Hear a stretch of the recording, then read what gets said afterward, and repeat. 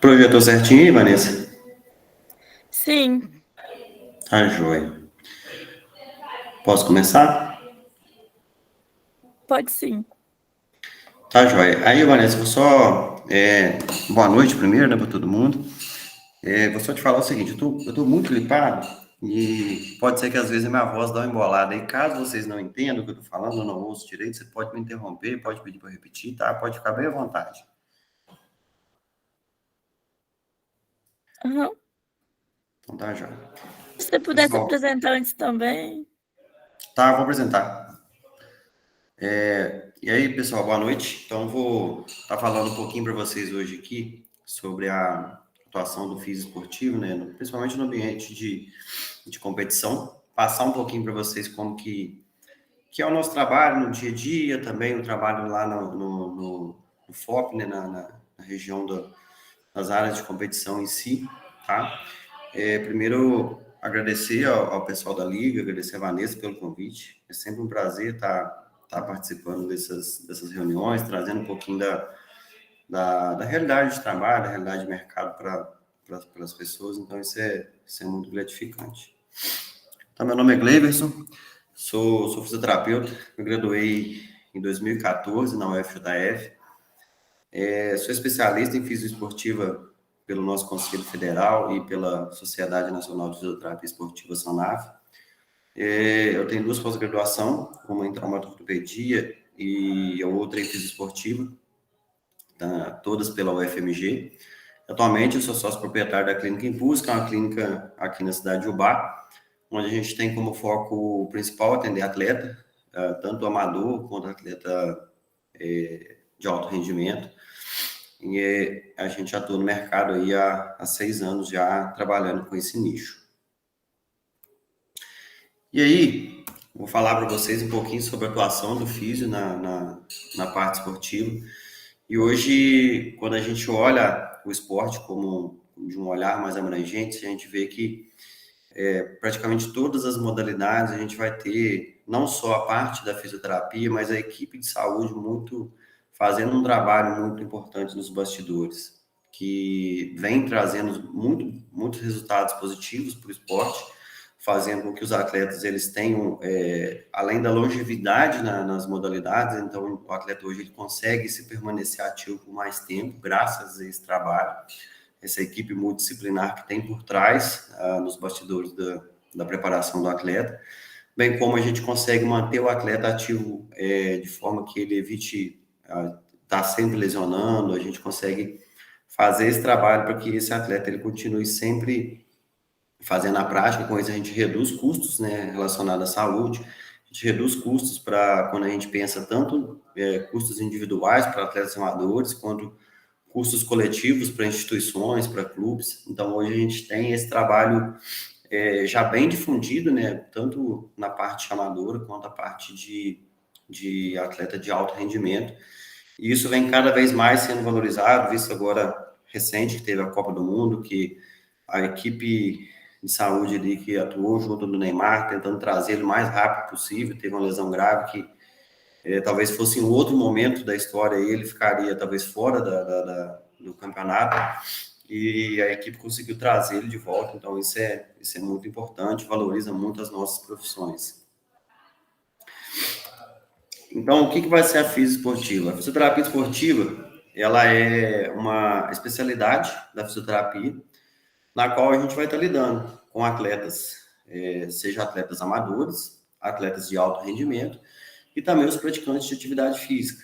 Então, assim, eles também são incluídos como forma de receber a abordagem do fisioterapeuta esportivo.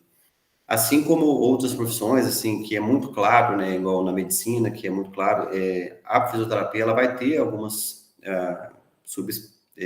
as especialidades, que aí vai incluir a fisioesportiva, a traumatortopedia, dermato, então a fisioterapia esportiva, ela entra como uma especialidade da fisioterapia.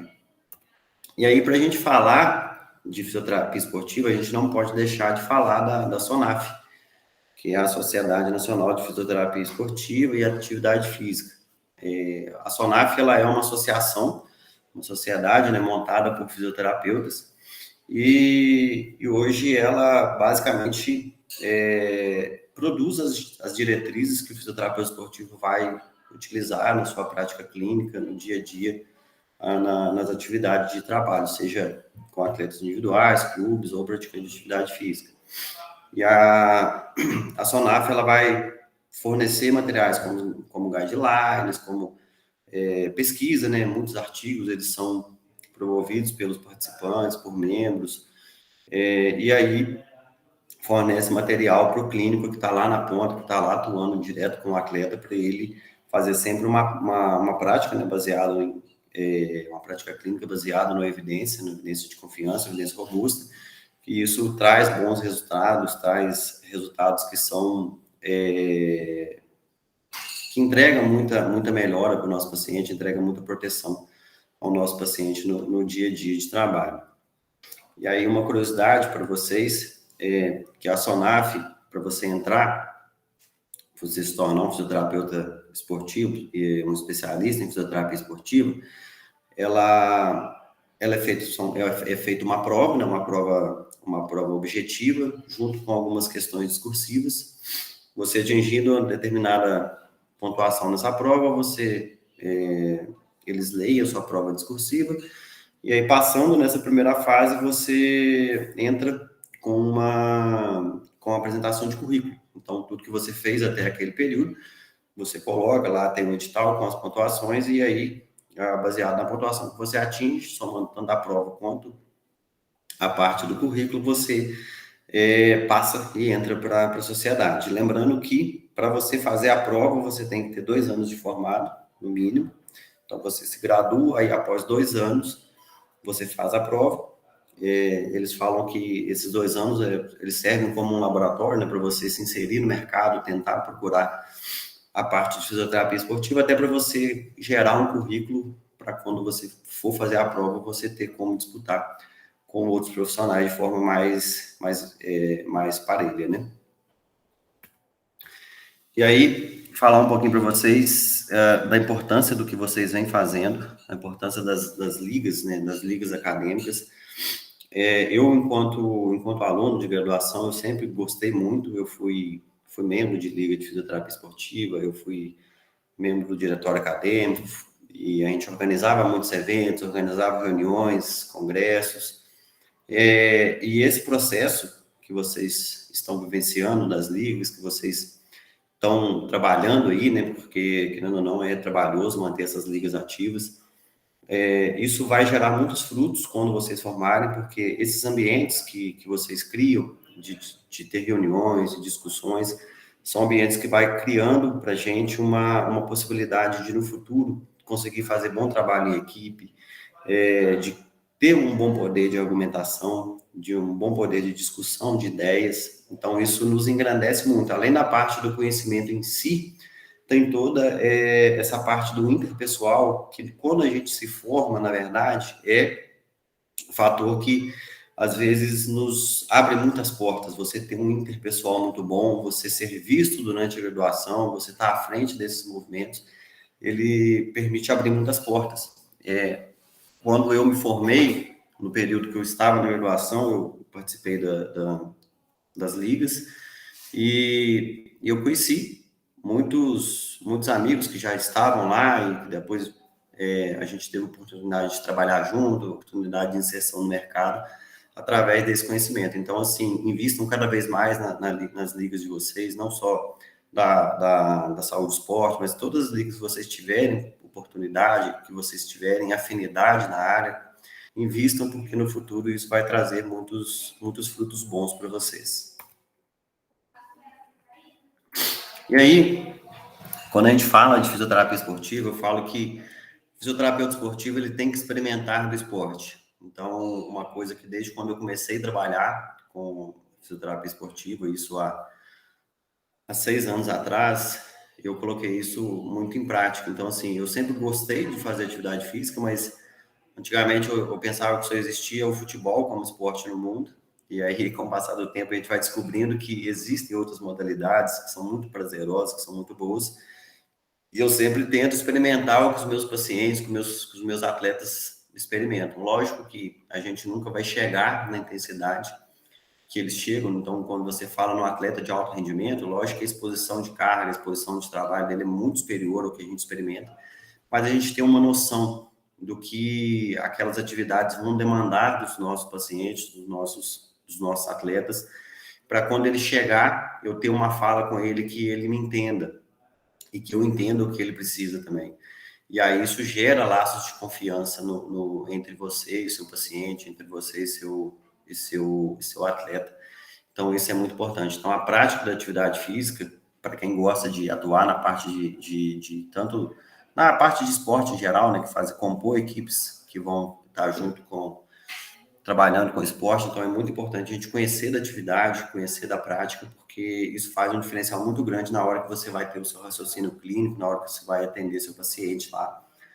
Te coloca lá na frente, te dá alguns passos de vantagem em relação a outros profissionais, talvez que tem algumas restrições quanto à prática esportiva, tem algum preconceito com algumas práticas e aí acaba você tendo um destaque bom e resolvendo o problema do seu paciente de forma bem efetiva. Outra coisa que eu falo também é quando a gente começa a trabalhar com a parte do esporte, aí seja físico, medicina, os mais variados cursos que compõem, né, as mais variadas profissões que compõem a saúde, de uma forma geral, na parte do esporte, a gente tem que estar sempre atento aos esportes da moda. Então, eu coloquei essas fotos aqui que foi, pelo menos aqui na nossa cidade agora, está muito em alta o beach tênis. E eu fui lá, fui experimentar, gostei muito até, pratico até hoje. E a gente tem que entender que muitas das vezes esses atletas vão experimentar coisas muito novas, esses atletas, pacientes, eles vão experimentar coisas muito novas que eles não tinham costume. Então, quando você pega aqui o bar, uma cidade que a gente não tem areia aqui, a areia que tinha aqui antigamente era para construção, não existia quadras de areia. E aí, de uma hora para outra, você coloca 1 milhão de pessoas aqui jogando beach tênis, com uma demanda de um piso que é muito pesado, você vai correr na areia, é muito pesado, então você exige muito dos componentes musculares, dos componentes tendíneos do membro inferior como um todo, e aí começa a chegar nos consultórios, na clínica aqui, pacientes com lesões relacionadas à prática, principalmente relacionado a lesões musculares, lesões tendíneas, por conta do esporte novo, porque é um esporte que gerou naquele indivíduo uma demanda que até então ele não conhecia. Então, assim, ele era acostumado talvez a jogar o futebol dele num piso mais firme, ou fazer a corrida dele num solo mais firme, mas quando ele exige da musculatura dele uma necessidade de uma contração mais forte, mais vigorosa, porque ele precisa mais velocidade, porque o piso não tem tanto atrito, então ele acaba gerando muita sobrecarga na região e acaba que você não consegue, às vezes, identificar isso rápido, e aí você, às vezes, pode falhar no tratamento, na melhora do paciente, porque você não fez uma leitura bem feita. Então, assim, eu acho que é importante, assim como tiveram outros esportes aqui na cidade, a gente teve o ciclismo, que foi muito forte, teve o CrossFit, que foi muito forte há uns anos atrás. Então, assim, é importante a gente estar conhecendo da prática, da modalidade, para ver quais são as principais demandas e sobrecargas que o nosso paciente, nosso atleta vai estar recebendo lá. E aí, linkando isso, eu falo que é importantíssimo a gente conhecer as atividades esportivas, porque através desse conhecimento nós vamos identificar, né, o que aquele atleta vai receber de demanda, que ele vai receber de carga no sistema musculoesquelético dele, baseado no que você vê de gestual esportivo. Então, assim, quais articulações são mais utilizadas, o que mais recebe sobrecarga durante uma partida. Então, a gente consegue fazer o mapeamento da prática para, na hora que o paciente chegar, se ele chega lesionado, você conseguir ajustar, talvez, aquela demanda ou ajustar as capacidades físicas dele para aquilo não repetir. Ou se o paciente te procura, o atleta te procura para fazer um trabalho preventivo, se você conhece a atividade, você conhece o gestual esportivo que é executado naquela prática, você consegue antever alguns padrões que vão levar ele à lesão, e com isso você consegue intervir sobre isso, então melhorando força, mobilidade ou ativação de grupos musculares que vão proteger o indivíduo. E aí, só tomar água aqui. falando da físio em si, é muito importante que hoje, assim, em algumas modalidades, na grande maioria das vezes, é o físio que vai fazer o atendimento ao atleta. Então, assim, vai ficar ali nos bastidores, faz os atendimentos lá para alívio de dor, para fazer bandagem, fazer uma série de atividades que vai tentar fazer com que o atleta chegue o melhor possível lá dentro da área de competição. E aí, quando você está inserido num esporte, numa modalidade, é importantíssimo a gente conhecer as regras do esporte. Vou contar para vocês o que aconteceu com o físico, foi assim, foi trágico, foi uma história trágica, mas e às vezes uma falha do profissional em se informar. O físico estava cobrindo um campeonato de luta, se eu não me engano era taekwondo ou alguma arte marcial, e aí o atleta estava com uma dor na região de posterior de coxa, ele foi e aplicou uma bandagem numa fita, aquelas fitas coloridas que colam sobre a pele, ele aplicou no atleta aquela fita, né, com o intuito de melhorar ali a dor, de diminuir a dor do indivíduo, e o atleta foi lutar. Só que quando o atleta entra para lutar, e começa a luta, o árbitro para a luta e identifica que o atleta estava com uma bandagem. Só que a regra dessa luta, ela não permite que o indivíduo use a bandagem, porque a bandagem, nesse caso, ela é considerada doping. Ela entra como um doping. Então, o atleta ele foi desclassificado. Era um torneio grande, ele estava nas oitavas de final e ele foi desclassificado por uma desinformação do profissional e às vezes até do atleta também de não conhecer. Então, assim, a importância da gente estar conhecendo as regras, porque às vezes a gente vai trabalhar, então a gente imagina lá futebol, o cara caiu, você entra, você tem o tempo que você quiser. Por exemplo, no tênis, beach tênis, que segue a mesma regra, você não tem esse tempo. Você entra, você identifica o problema e você tem um tempo limitado para você ficar ali dentro. Então, você tem que ter um raciocínio muito rápido, tem que entender muito rápido o que aconteceu para tentar melhorar a condição do atleta ali. Então, a fisioterapia, como eu já falei anteriormente, a gente vai lidar tanto com o atleta de alto rendimento. E o que é o atleta de alto rendimento? O atleta de alto rendimento vai ser aquele atleta em que o sustento dele, dos familiares, ele já tem dependentes dele que sobrevivem do esporte. Então, ele vai ser um atleta que ele já começa a viver do esporte. Então, ele se dedica um tempo maior para aquela atividade, ele já é remunerado para aquilo, né, na grande maioria dos casos, e ele consegue viver daquela prática esportiva. Já o atleta amador, não. O atleta amador vão ser atletas que fazem atividade física, fazem algum esporte por hobby.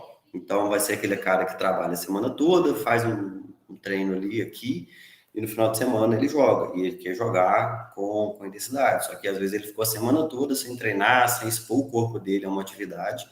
E no final de semana ele quer render como se ele fosse um atleta de ponta, tá? E aí a gente vai ter um praticante de atividade física, que são pessoas que fazem uma atividade física não no intuito competitivo, então assim, nem de alto rendimento, nem amador, então o cara é aquele cara que corre, é aquele cara que faz caminhada, faz musculação, ele faz uma atividade física, mas ele não compete com ninguém, não compete nem com ele mesmo. Então ele faz puramente para ter melhoras nas capacidades físicas, nos ganhos que a atividade física vai trazer para ele, relacionado à melhora da saúde e das capacidades. E aí, quando a gente olha essas três faixas de indivíduos que a gente vai lidar, o atleta amador é um atleta que a gente tem que ficar com um olhar muito atento, porque, como eu falei com vocês, são atletas que, às vezes, vai ficar a semana inteira sem fazer uma atividade física e, no final de semana, ele quer expor o corpo dele a um nível de competição, um nível de intensidade muito alto. Então, ele corre o risco, sim, de se lesionar de forma grave e ficar, às vezes, até afastado da prática dele. E é um bicho difícil da gente segurar. A gente fala com ele e ele, às vezes, ele é teimoso e não faz o que se pede, e no final de semana ele quer chegar lá e quer jogar de todo jeito. Aqui eu trouxe para vocês alguns exemplos de atletas que a gente tem aqui na clínica. Então, a gente atende, como é uma cidade pequena, hoje a gente não consegue fechar um nicho de atletas. Então, a gente vai atender futebol, corrida, tênis, motocross, pessoal que faz triatlo. E aí, quando eu falo de atleta amador, eu gosto de destacar o Canesque aqui, ó, que é esse paciente nosso, que é esse que está com o troféu em cima da cabeça, que ele é um corredor de ultramaratona. Ele é um policial aposentado. Atualmente, ele trabalha como pedreiro, tá? Então, trabalha a semana toda, um trabalho pesado. E, às vezes, não tem um tempo de ter um treino, um treinamento adequado, e ele gosta de disputar ultramaratona. Esse troféu mesmo que ele está segurando aí, foi uma outra maratona que ele disputou em que ele corre 12 horas. Ele correu por 12 horas seguidas. Então, é um circuito. Então, às vezes, são circuitos de 1 quilômetro, 800 metros, ou às vezes circuitos maiores, aí de 3 quilômetros, e ele fica dando volta ali por 12 horas. Ao final das 12 horas, eles têm um chip e o chip registra o número de voltas e a distância percorrida. Então, quem percorreu a distância maior acaba sendo campeão lá. E aí, só para mostrar para vocês que ele é um atleta amador.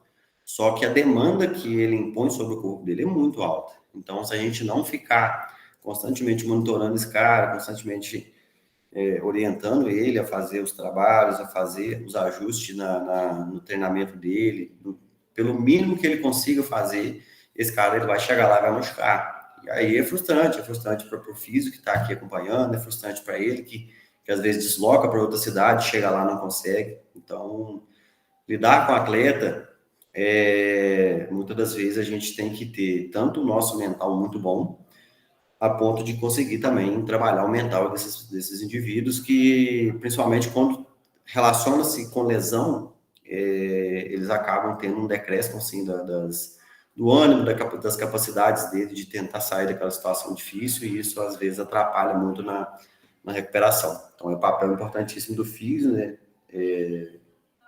Estar junto com ele ali, mostrar que aquela lesão ali, ela não é o fim, e que ela vai ser uma fase ruim, que ela vai passar, e que daqui a pouco ele vai estar praticando o seu melhor de novo.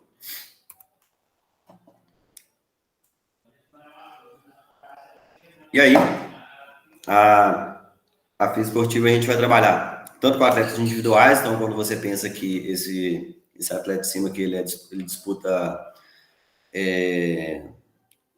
rally de regularidade, né, de moto, então a gente vai trabalhar desde atletas individuais, que você vai ficar ali trabalhando direto com o atleta, e às vezes esses atletas eles são mais difíceis porque os profissionais que dão suporte a ele, então você pega a nutrição, a psicologia, a medicina, a físio, então a educação física, geralmente são profissionais que não estão compondo uma equipe, então às vezes é papel importante também da físio, não só da físio, como todas as profissões da saúde ali que vão estar por trás dele, tentar fazer uma comunicação para a gente entregar um alinhamento bom das nossas intervenções para que ele tenha o sucesso dele, tá? Então, assim, os atletas individuais, eles têm esse problema, porque às vezes a gente não está em tanto contato com a equipe. Então, é importante a gente não esquecer que, além da física, existe uma série de profissionais que vão estar por trás ali trabalhando também, que a gente precisa fazer esses contatos e fazer essas redes que são muito importantes para entregar bons resultados. Além disso, a gente pode trabalhar também em clubes ou equipes, né? Tanto em nível profissional quanto amador. E aí, quando você trabalha mais com equipes maiores, assim, ou clubes, a gente tem a vantagem de, às vezes, a equipe ela trabalhar no mesmo local. Então, é uma conversa mais fácil, então a gente consegue ter uma interdisciplinaridade ali melhor. E aí, cada profissional vai entender o trabalho do outro, e isso favorece muito os ganhos para os atletas. Então, gente, eu vou falar para vocês aqui agora um pouquinho da físio, como a gente faz, desde quando a gente pega o atleta no início de uma temporada até a gente entregar ele pronto para jogar. Então, eu trouxe aqui essas fotos, foi um ano que a gente acompanhou o clube aqui da cidade, o Moreste, estava disputando a Série B do Mineiro, de futebol, tá? Então, a gente faz as avaliações pré-temporadas. O que são as avaliações pré-temporadas? Nós vamos fazer um trabalho de avaliação desses atletas com alguns testes funcionais da fisioterapia, que vai nos dar parâmetros e métricas numéricas relacionadas às capacidades de membro inferior, né, no caso de jogadores de linha, membro superior, no caso de goleiros, a gente vai ter essas métricas. Além disso, a gente faz a parte de dinamometria, para fazer teste de força, para a gente ver como está o perfil musculoesquelético dos indivíduos, teste de mobilidade articular, para a gente entender como que a biomecânica daquele indivíduo, como vão ser as interações biomecânicas das articulações dele, para a gente ter um norte de como intervir e fazer com que ele fique o mais distante possível de vir desenvolver lesões, tá? Aqui eu trouxe para vocês um exemplo, né? A dinamometria, ela vai nos dar parâmetros numéricos de equilíbrio de forças, de percentil, de quanto a gente deve melhorar, de quanto a gente deve, às vezes, avançar com o trabalho de fortalecimento.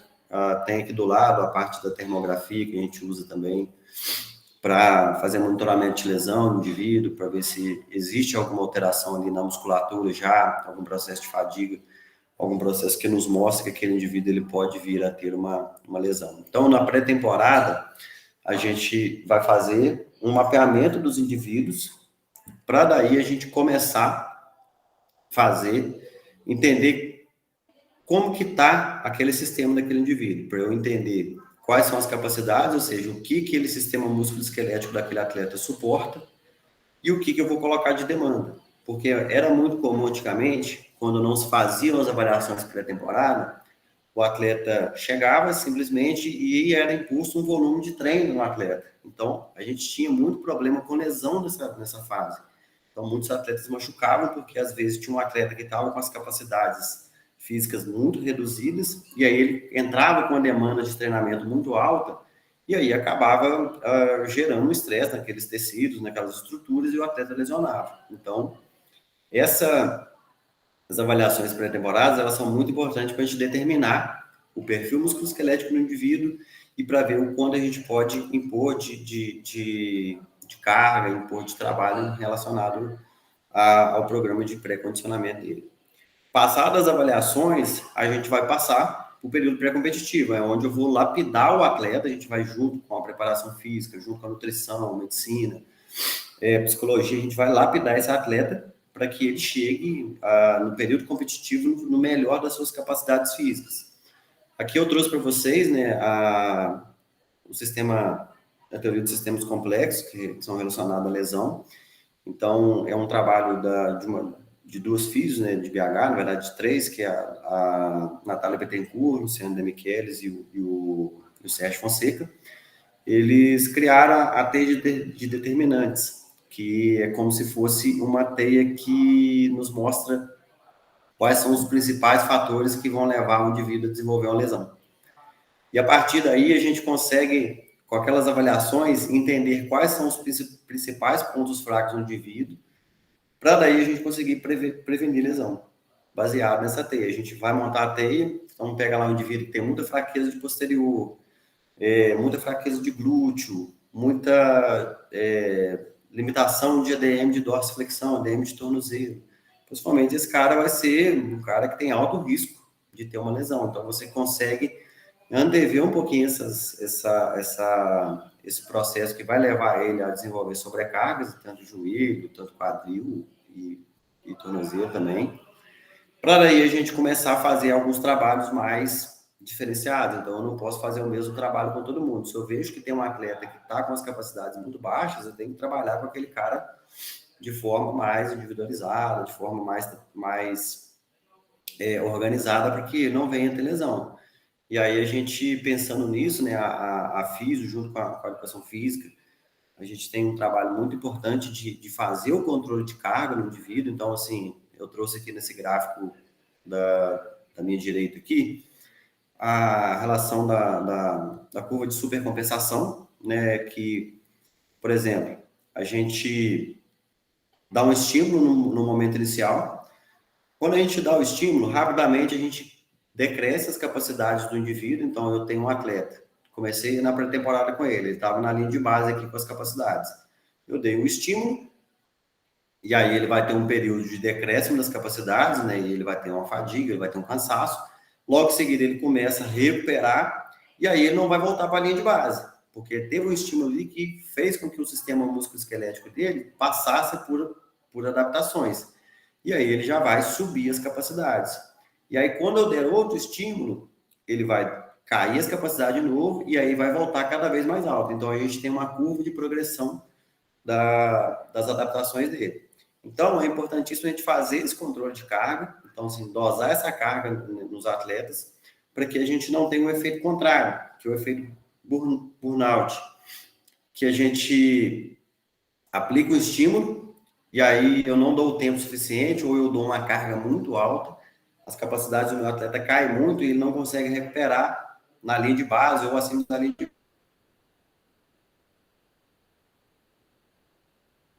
base, ele fica aqui embaixo. E aí ele vai cair em mais capacidades. E ao invés de um atleta que ele vai condicionar, na verdade, eu vou dar um atleta que vai descondicionar cada vez mais. E com isso eu coloco em risco as capacidades físicas dele, e aí eu diminuo, né, as capacidades físicas dele, e eu coloco esse cara em risco de se lesionar, tá? Então, assim, a gente tem o período da pré-temporada, onde a gente faz o mapeamento, a gente vai para o período pré-competitivo, onde a gente vai organizar as cargas, vai organizar os trabalhos para prevenir lesões, surgimento, tá? E aí, nesse período, a gente tem que respeitar a individualidade. Então, às vezes, eu vou ter um atleta que ele precisa descansar, então ele precisa de fazer um trabalho de descanso, porque às vezes ele precisa recuperar, e às vezes eu vou ter um atleta que a gente precisa fazer um trabalho específico com ele. Esse aqui é um atleta de tênis, ele estava tendo alguns problemas de tendinite na região do epicôndilo lateral, e aí a gente identificou em algumas avaliações que ele estava com pouca rotação de tronco, com dificuldade nessa rotação de tronco nas batidas. E aí a gente desenvolve alguns trabalhos específicos para corrigir essas alterações para que ele consiga fazer a prática sem sobrecarregar determinadas estruturas. E aí já no período competitivo, a FISO, junto com toda a equipe de saúde aí responsável pelos atletas, a gente vai trabalhar programas preventivos, seja programas individuais, ou seja, por exemplo, eu tenho uma galera, tenho 10 atletas que precisam, que tem muito encurtamento de posterior de coxa, dos músculos isquiotibiais. Então, eu posso aplicar um programa vacina, ou seja, eu posso aplicar alongamento para todos eles. Ou, às vezes, eu tenho um atleta específico que está com muita fraqueza de quadríceps. Eu tenho que fazer um programa preventivo com ele, eu tenho que fazer um trabalho específico com ele. E aí, nesse período competitivo, é importantíssimo a gente fazer o trabalho de controle de carga de treino com uma minúcia ainda maior, porque vai ser uma fase em que o atleta ele vai estar tendo muito estresse, seja estresse de viagem, estresse de jogos, né, de competições durante a semana.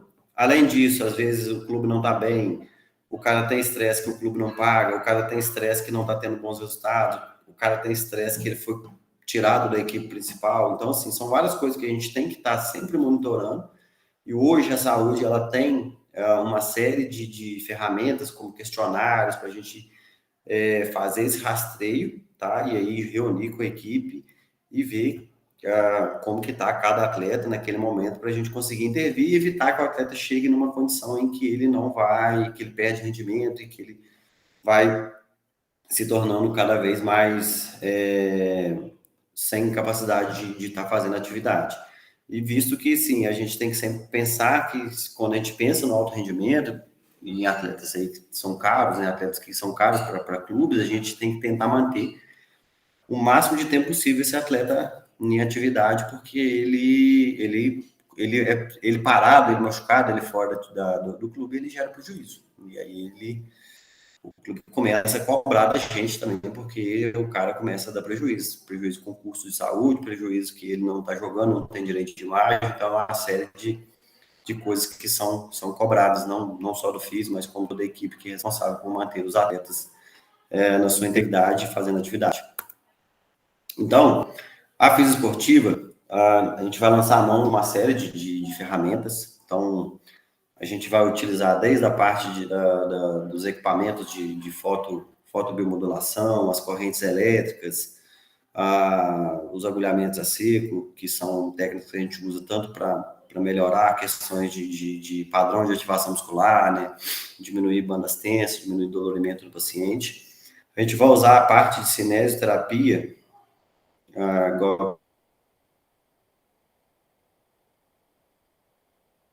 que nesse caso esse é um atleta do vídeo aí é um atleta que já está numa fase final, fazer um aumento do trabalho cêntrico. Então, a gente quer que ele tenha uma musculatura que tenha uma capacidade de absorção de impacto muito boa, absorção de energia muito boa, porque ele é um atleta saltador. Então, a gente faz esse trabalho para ter esse ganho de força excêntrica. Então, já na fase final de habilitação, aí para ele voltar à prática dele sem ter o risco de relesão. A gente vai usar também a cinese, igual se era um atleta que tinha muita canelite, dor na região medial da canela. A gente fazendo um trabalho ali com o molinete debaixo do hálux dela, para ativar muito a musculatura de sola de pé, para reduzir a pronação durante a corrida. Então, assim, a gente usa muito da parte da cinesioterapia, né, nos exercícios. A parte da terapia manual, a física também vai usar muito, então, assim, as manipulações, as liberações no facial, a gente usa muito para aliviar a dor do atleta, para trazer ele um conforto para que ele volte para a atividade o mais rápido possível. Além disso, a gente usa também, igual assim, esse indivíduo é um atleta de crossfit, ele fez uma cirurgia no ombro, a gente já estava na fase final, fazendo a parte de propriocepção com ele, então acaba que a gente tem que ter muita criatividade também para tentar fazer uns trabalhos que tire um pouco o foco do atleta da lesão. Então, assim, igual esse trabalho que eu fiz com ele aqui, ele estava com um pouco de medo de apoiar o braço ainda, então, assim, a gente coloca um feedback externo, né, para ele, que era o caso ali, acertar a bolinha no centro do Bozu, e aí ele acaba esquecendo um pouquinho da lesão dele, foca na atividade que ele tem que fazer, então você consegue ter ganhos com ele ali, e sem ter esses...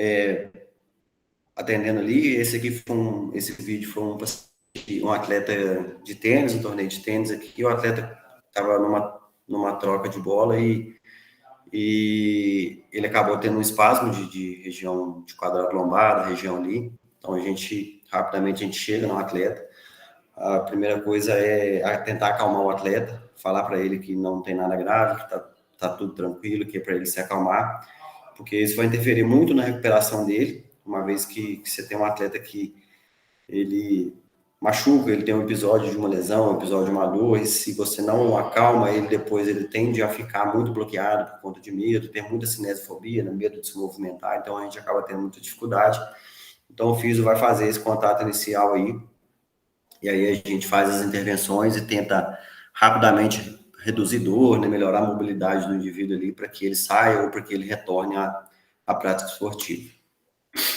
E além disso, além de toda a parte de atendimento, a parte de trabalho, o fisioterapeuta esportivo também, a gente atua na formação, né, assim, seja dando cursos relacionado à parte técnica específica de algumas técnicas que nós usamos, né, algumas ferramentas que usamos para trabalhar com os atletas, bem como a formação de raciocínio clínico, tá? Que o esporte, ele dá muito isso para nós. Quando você começa a atender atleta, e assim, principalmente quando a gente fica em área de competição, que acontecem as coisas mais bizarras do mundo, nós temos que ter um raciocínio muito rápido, a gente tem que responder prontamente com um raciocínio muito rápido para que você consiga fazer com que aquele atleta, ou ele retorne para a prática, ou você vai retirar ele para reduzir danos, mas você tem que ter um conhecimento muito bom e ter um pensamento muito rápido, uma tomada de decisão, mas sempre de uma forma bem embasada, de uma forma que você vai estar sempre protegendo você, para você não correr risco de tomar uma decisão equivocada e você machucar ainda mais um atleta, ou você também está retirando o atleta do jogo ou mantendo ele, desde que você não coloque em risco a sua integridade física.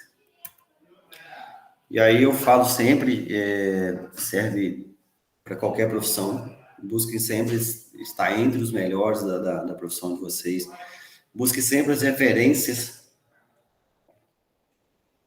porque são as nossas referências. Assim como quando a gente é criança, a gente tem os ídolos, né, no futebol, tem os super-heróis. Quando a gente vira profissional, a gente tem que ter nossos heróis da profissão. Então, assim, isso aqui foi um evento que teve em BH, a gente estava lá, foi um evento de fisioterapia esportiva organizado pelo nosso conselho, E aí tava assim, grandes fisioterapeutas, grandes nomes da fisioterapia brasileira. A gente tem a Natália Bittencourt, que foi uma físio que liderou a saúde do Minas Tênis Clube por muito tempo, Cruzeiro, Bahia agora. Você tem o Rodrigo Oliveira, que trabalhou em grandes clubes, o Felipe Abdala, de São Paulo, então assim, do Oeste, do Cruzeiro, então assim, uma série de pessoas que são referência na nossa área. Então a gente tem que procurar essas referências, porque vão ser elas que vão nos dar os caminhos, as diretrizes mais corretas de trabalho, e com isso a gente consegue ter muito êxito, ter muito sucesso nas nossas profissões. E aí, vou trazer para vocês agora um pouquinho assim do que acontece no FOP, né, que é o Field of Play, na área de competição. Como que a gente trabalha lá? Então, vocês vão ver que basicamente a gente vai estar constantemente nas áreas de competição tentando apagar a fogueira, tentando apagar incêndio, tentando apagar problemas, porque assim, o cara está competindo e ele quer, o atleta tem muito disso, o atleta ele não quer largar, ele não quer sair de jeito nenhum. Então a gente tem que tentar ali, com um bom raciocínio clínico, com uma boa tomada de decisão, fazer o melhor possível para que aquele atleta volte com suas capacidades boas para a competição, para que ele volte bem. Então a gente vai usar assim as mais variadas ferramentas, os mais variadas técnicas para tentar trazer aquele atleta de volta, mas sempre pensando que a gente tem que ter um raciocínio clínico muito bem formado, desculpa, muito bem fundamentado para a gente tomar as decisões mais corretas sempre, tá? Então, assim, aqui um videozinho de um torneio que a gente cobriu essa semana. Foi um atleta que ele estava jogando e ele teve uma entorse de joelho, então caiu lá com muita dor, então a gente chega ali prontamente. O primeiro passo é suporte básico de vida. A gente tenta, se o atleta caiu ali, identificar se ele tem alguma lesão mais grave. Então, no caso dele, ele estava tranquilo, ele estava responsivo, tudo tranquilo. Então, a gente faz essa parte dessa avaliação para ver se o atleta não tem um risco, tá, relacionado à vida. A partir daí, a gente parte para a avaliação do atleta para ver o que aconteceu, tentando sempre preservar a integridade física e emocional. Foi aquilo que eu falei anteriormente, a gente chega ali, a gente tem que tentar acalmar o atleta para que ele tente ficar mais tranquilo, para que ele não crie medo, não crie uma evitação do esporte ou da prática depois por conta desse processo. Então, a primeira coisa é, chega no atleta, olha nos olhos dele, fala que tá tudo bem, que você tá ali, que você vai dar ajuda para ele e que ele vai ficar bem. Aí, a partir daí, a gente parte para as avaliações, então a gente vai fazer testes, a gente vai tentar intervir, entender o que aconteceu, tá? Quando a gente acompanha eventos, o ideal, assim, é que se você está, por exemplo, acompanhando um futebol, você está acompanhando um vôlei, que a gente fique ao máximo possível olhando para a área de competição para você entender qual foi o mecanismo de lesão, para você entender o que aconteceu naquele momento, para na hora que você for atender o atleta, você for abordar o atleta, você já ter uma noção do que possivelmente você vai encontrar, tá? Então, nesse primeiro momento, a gente vai tentar sempre reduzir danos, lesões graves. Então, por exemplo, se o atleta teve uma fratura, ou teve uma entorse muito grave, tem alguma deformidade muito grande, a gente vai tentar ali estabilizar o máximo possível, tentar preservar aquelas estruturas que foram acometidas, para que o atleta tenha uma recuperação mais rápida e ele não tenha uma extensão maior da lesão, tá? E para isso a gente tem que ter um raciocínio clínico muito rápido, tem que vivenciar esporte, tem que, eu falo que assim, tendo possibilidade, tenta acompanhar um dia o trabalho de alguma equipe de saúde na parte do esporte, porque do nada acontecem as coisas mais bizarras, e aí a gente tem que estar ali, tem que estar sempre de prontidão para atender. Aí esse atleta, a gente abordou ele estava com muita dor, a gente conseguiu, ele estava com dificuldade de fletir, estender o joelho, eu fiz uma avaliação rápida na parte ligamentar dele, a gente não conseguiu identificar nenhuma alteração, mas ele estava com muita dor. Rapidamente a gente usou uma tala de mobilização no joelho para ele conseguir relaxar a musculatura e abrir um pouco de espaço naquela articulação e diminuir as forças de compressão, e com isso a gente diminuir a dor dele, ele ficar mais tranquilo, se sentir mais seguro, e aí a gente conseguiu remover ele da quadra, tá? Mais para frente eu vou mostrar uns vídeos dele, que ele foi um atleta que infelizmente ele teve uma ruptura de ligamento cruzado anterior, tá? E vocês vão ver que ele ainda assim, ele quis continuar jogando, E aí a gente vai ver alguns vídeos dele mais para frente aqui. E aí, basicamente, a gente vai trabalhar muito com redução de quadro álgico. Então, a gente vai usar muita técnica de terapia manual, as massagens, as liberações faciais. Então, são técnicas que a gente vai utilizar ali visando, principalmente, estimular mecanorreceptores superficiais ali, de fino, passino, para a gente diminuir dor local. Então, assim, igual no caso que era um torneio de beach tennis, a galera reclamava muito de panturrilha. Então, a gente trabalhava ali com essa dessensibilização local. Depois a gente ia para regiões, por exemplo, regiões que a gente tinha septos, né, que separam a musculatura, que são estruturas ricas em mecanorreceptores também, que a gente libera muito eles, estimula eles, faz pressão em cima deles para a gente ativar as vias descendentes, que vão liberar os opioides endógenos, que vai reduzir dor, que vai melhorar, ter uma sensação dessa redução, uma sensação de redução de fadiga no indivíduo. E aí, com isso, a gente consegue reduzir esse quadro de câimbra, de fadiga muscular, e aí ele retorna de forma mais confortável possível. Aí a gente vai usar tanto de terapia manual, a crioimersão, que é muito utilizada, né, os barris de gelo, a gente coloca o atleta lá para ele fazer a crioimersão, para a gente ter uma drenagem daquela região ali, né, no membro que tá fadigado. Além disso, a gente usa as botas de compressão, que são botas pneumáticas, que elas fazem esse papel de tentar fazer uma troca dos fluidos ali. Então, a gente expulsa o líquido ali por aumento de pressão na região, e aí vai fazendo uma melhor movimentação dos fluidos no membro ali. A gente consegue também, assim que o atleta sai da partida, a gente coloca na bota para tentar evitar ter aquele extravasamento, né, de líquido para o interstício pós-competição, devido à vasodilatação, e com isso a gente consegue diminuir a sensação de fadiga percebida pelo atleta no dia seguinte ou até no momento ali. Aqui, eu vou passar para vocês os vídeos daquele atleta que caiu lá, que a gente fez o atendimento, tá? E aí foi o seguinte, ele me mandou mensagem, isso foi numa sexta-feira, aí no sábado de manhã ele me mandou uma mensagem, porque ele tinha uma categoria para disputar, e ele é um atleta extremamente competitivo, e ele não queria dar WO, não queria perder para o WO. E aí ele falou assim, não, eu quero jogar.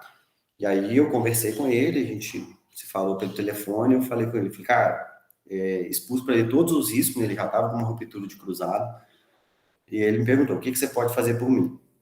Aí eu falei que a gente tem algumas técnicas de bandagem, que a gente consegue estabilizar o segmento ali, mas eu expus para ele todos os riscos que ele corria, de às vezes ter até uma lesão mais extensa, uma lesão mais grave. Ainda assim, ele quis fazer a prática. Então, quando a gente vai para esses eventos, a gente tem um termo de consentimento que o atleta ele vai assinar, isentando a nossa responsabilidade, assim, porque às vezes você coloca esse cara para jogar, e aí esse cara machuca mais, e depois ele vai te cobrar, porque a culpa foi do físico que deixou ele jogar. Então, a gente tem que tomar esse cuidado. Então, a gente mandou um termo para ele, ele assinou, um termo no qual falava que o fato dele jogar, ele poderia estar colocando em risco a integridade física dele, tá? E aí eu vou mostrar para vocês aqui o que foi feito. Nós fizemos uma bandagem rígida, que é uma bandagem que a gente usa para fazer a restrição da anteriorização da tíbia, tá? Que é o principal movimento ali que o LCA ele vai ser responsável. Então a gente vai, nesse primeiro vídeo aí, eu tô passando uma faixa que ela vai cruzar a articulação, ela pega de anterior, cruza posterior, então evita que a tíbia dele anteriorize, tá? E aí notem no fundo o barulho, aí assim, quando você está trabalhando em região de área de competição, é isso aí, a gente gritando em música alta, e aí você tem que manter o nível de concentração o mais alto possível e você fazer o melhor possível para colocar o atleta. Aí a gente já estava finalizando essa primeira bandagem. Eu fiz uma outra bandagem, que aqui a gente não filmou bem lateral,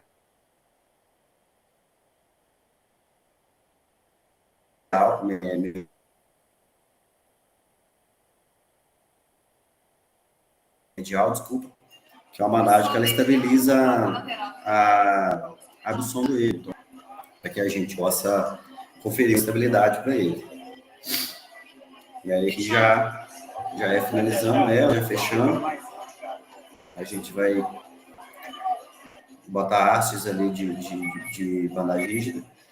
para que a gente consiga ter uma estabilidade boa ali, para ele não sentir falseio e esse joelho também não colapsar e a gente ter um avanço aí de lesões, assim, pegar outros ligamentos ou pegar a parte dos meniscos dele, tá? Aqui já finalizando a bandagem, a gente faz o fechamento dela, tá? Tenta estabilizar da melhor forma possível. E aí, aqui já ele jogando.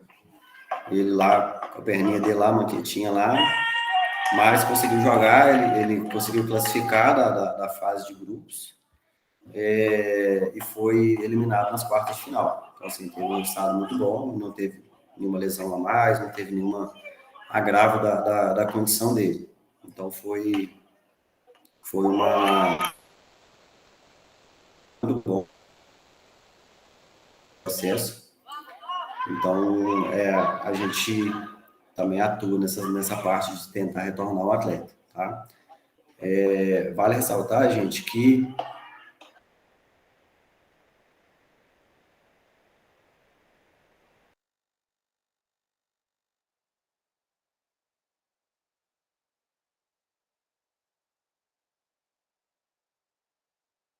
o atleta, seja o físico, seja o médico, seja o educador físico, você nota que o seu atleta é exposto a uma condição de risco, você tem que conversar com ele, você tem que expor, e se ainda assim ele quiser, eu sempre oriento a gente ter termos de consentimento, que são documentos que vai respaldar a nossa integridade da profissão, tá? Aí agora eu vou passar só um vídeo para vocês, de alguns eventos, de algumas participações que a gente faz em competições. Sempre. Essas regiões, essas áreas, são regiões que a gente vai ver as coisas mais variadas possíveis, e assim, nos dá um conhecimento muito grande. Então, assim, hoje a gente não trabalha com um nicho específico, igual eu falei, a gente trabalha até de futebol, tênis, corrida, beach tênis, então a gente consegue desenvolver um raciocínio clínico muito variado e entender muito das atividades, para que na hora que o nosso atleta precise, que o atleta precisa da gente, a gente consiga ter uma boa resposta, entregar bons resultados para ele, para que ele consiga voltar a fazer a sua prática, voltar a jogar, ou se for o caso, a gente conseguir manter ele o mais ativo possível, longe das lesões aí.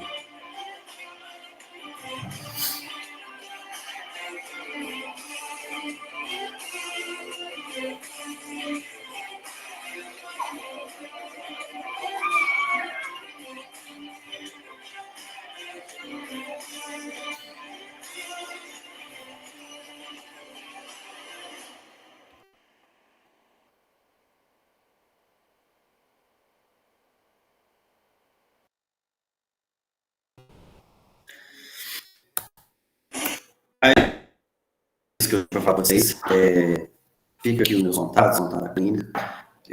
Fica também o convite, tá? A gente está sempre rodando nas cidades, a gente vai sempre Viçosa cobrir eventos. Caso vocês tenham interesse, caso vocês vejam que a gente vai estar indo, tem interesse de ir lá, de assistir como que é o trabalho, como que é ficar perto de uma área de competição, fica o nosso contato, pode mandar mensagem, a gente organiza de vocês irem, porque é sempre muito bom tá vivenciando isso, porque eu falei que isso vai, ao longo do tempo, vai nos engrandecendo, vai nos dando uma experiência, uma expertise muito grande, tá? Mais uma vez, obrigado pelo convite e agora vamos lá. Qualquer dúvida, vocês podem me perguntar aqui.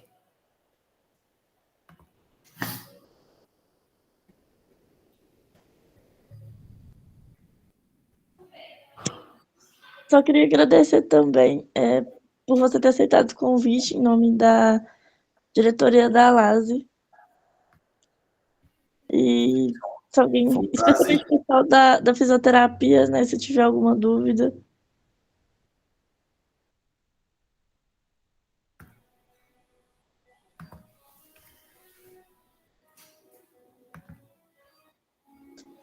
Você também tem o costume de deixar alunos acompanharem os procedimentos na clínica?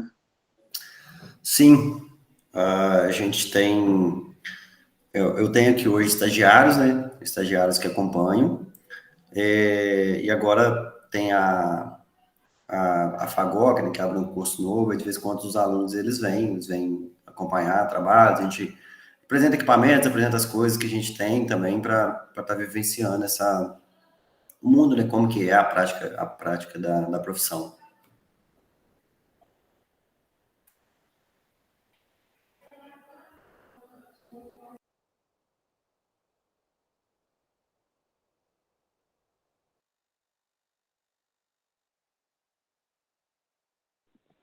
Boa noite, Cleiverson.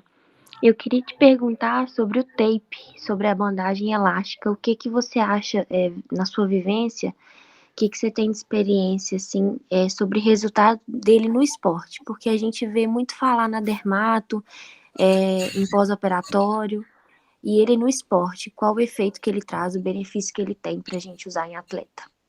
Entendi, Fernanda. Vou pegar aqui para vocês, só para demonstrar.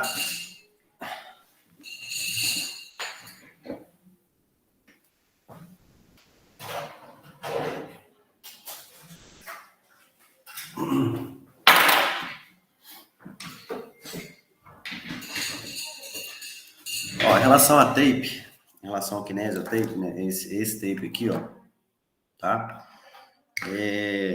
Relacionado ao esporte, o que eu vejo hoje?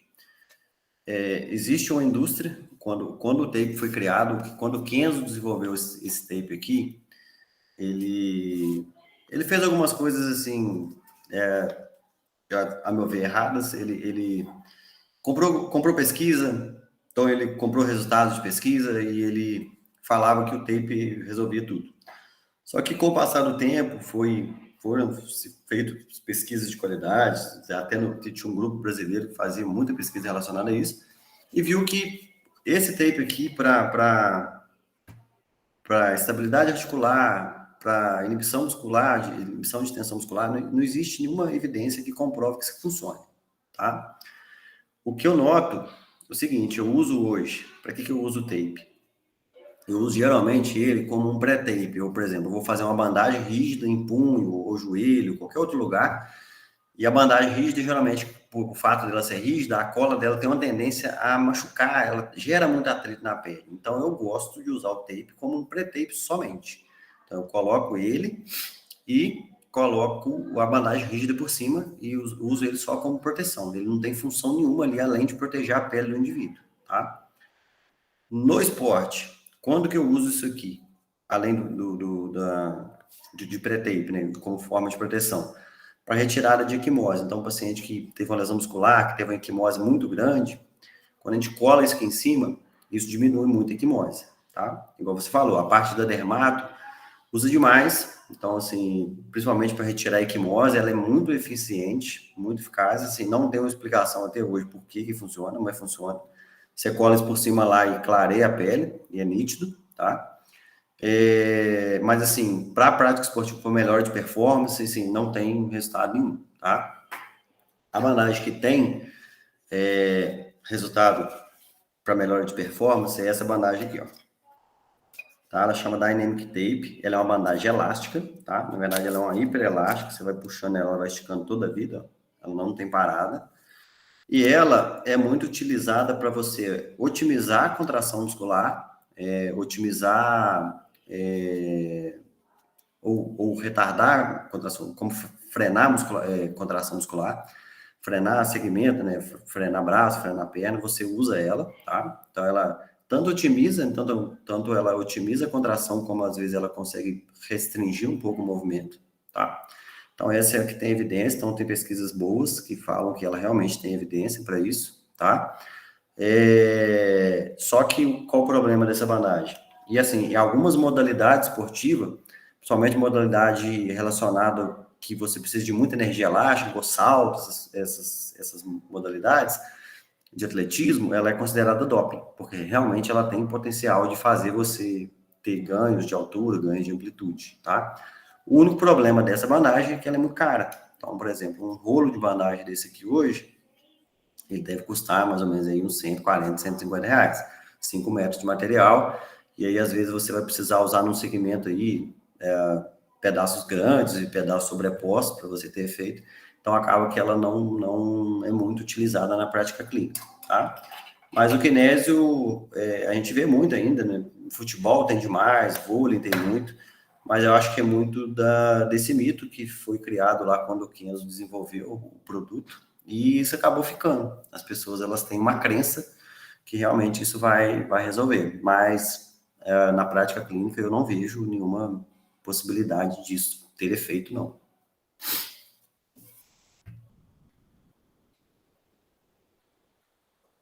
Entendi. Inclusive, essa que você mostrou depois eu nunca tinha ouvido falar, não. Só a primeira mesmo, tape.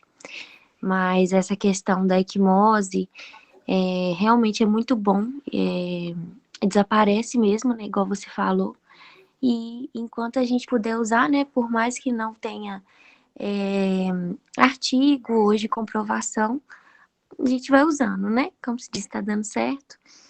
Mas muito bacana. Gostei muito de saber. A bandagem, o kinésio relacionado à drenagem, ele tem muito efeito. Tem um artigo que foi feito para tentar comprovar se realmente ele tinha efeito sobre drenagem. Só que o que aconteceu? Quando os indivíduos foram fazer a aplicação da bandagem, eu acho que eles erraram na hora de aplicar. Então, ela foi feita, o artigo era o seguinte: a gente usava a bandagem para drenar edema de entorse de tornozelo. Só que aí, eles aplicaram a kinésio muito curta. Então, ela ficou muito na região do tornozelo. Então, ela não atingiu, por exemplo, a região de linfonodos ali, da fossa poplítea, ou região da borda medial ali do joelho. Então, assim, eu até conversando com o professor da UFMG, ele critica esse erro desse artigo, que possivelmente eles achariam algum resultado caso a técnica ela fosse feita de uma outra forma, de uma forma em que a bandagem subisse um pouquinho mais e atingisse os linfonodos. Então, assim, eu acredito que esse efeito, que é o efeito de retirar a equimose, nada mais é que um efeito de uma drenagem bem feita, que ela acaba contribuindo para isso. Entendi. Obrigado. De nada.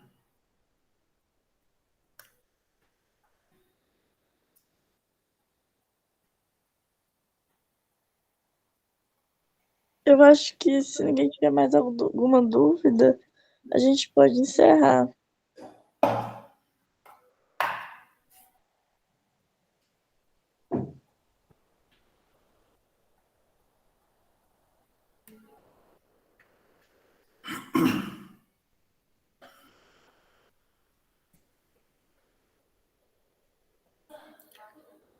Então, tranquilo, pessoal.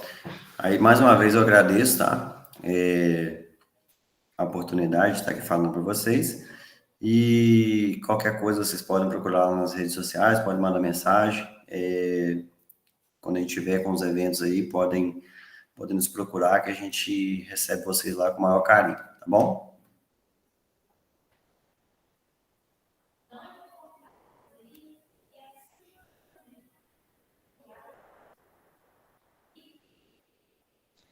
E obrigada novamente por ter aceitado e por ter dado essa palestra que foi ótima. E só pedindo pessoal que for do projeto Pet Nutri, eu vou fazer um novo link aqui para a gente fazer uma outra reunião que a gente vai ter com o pessoal lá do Pet. E é isso, só isso mesmo. Então tá, joia, gente. Muito obrigado. Boa noite para vocês.